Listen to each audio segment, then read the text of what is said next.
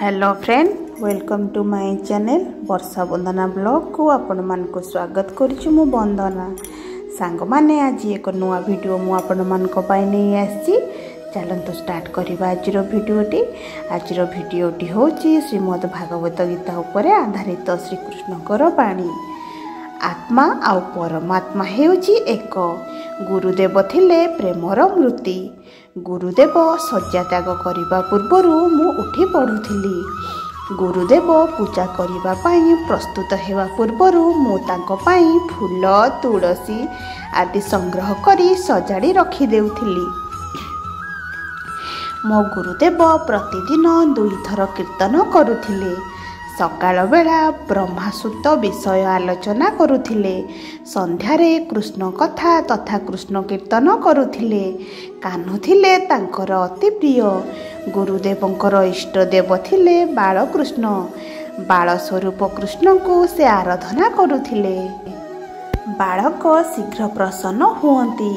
कान्ह को तांकर जेकोसी भक्त डाकिबा मात्रे से दौड़ी आसंती। मु प्रत्यह ए कीर्तन शुणुथिली। स्वभावतः मु थिली मितभाषी। बहुत कथा कहिबा अथवा सबुबेले बकल बकर हेबा साधु संत को भल लागे नाही। कथा कही निजर शक्ति अकारण रे अपचय करिबा अनुचित। जेते अधिका मौन रही पारिबा सेते ही भल। साधु संत माने तांकर सेवाकारी को कृपा करिथांती। दिने गुरुदेव कृष्ण को बाल्य लीला सुनाउथिले। मु सही कथा को मन देई सुनिली। पिला माने स्वभावतः बालकृष्ण को अधिक भल पाती। बालकृष्ण को लीला सुनी मो मनरे प्रभुଙ୍କ प्रति सद्भाव जागृत हैला। कृष्ण कथा हेउछि प्रेम कथा। कृष्ण कथारे गोपी को स्त्री को आउ बालक मानकु प्रभुत आनंद मिली थाए। श्रीकृष्ण कथा एपरी दिव्य जे ताहा समस्त को आनंद दिए। श्रीकृष्ण कथारे मते एपरी आनंद मिलिबारे लागिला जे मु सबु घर द्वार भूली गली। मो गुरुदेव श्रीकृष्ण कथारे पागल होई जाइथिले। मनुष्य संसार पछर पागल भले लगी रही। एपरी अवस्था मुक्ति मिलवा असंभव। भगवान को पछरे जीव पागल भली गोड़ाइले जीव शिव हो जाए। साधु सन्थक दृष्टि पवित्र होता है। सन्थ चकुरे पाप करती नहीं। सन्थक नेत्र श्रीकृष्ण सबु समय विराजमान करुथांती। सन्थ 3 प्रकार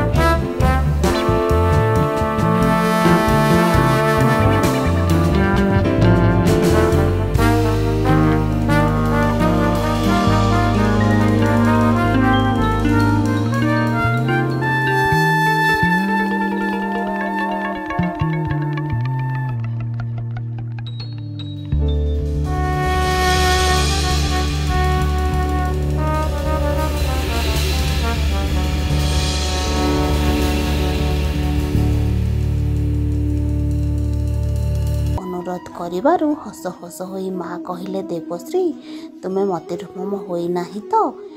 दुई देवींग ठारू निराश होई महर्षि सीधा चलिले वैकुंठपुर को।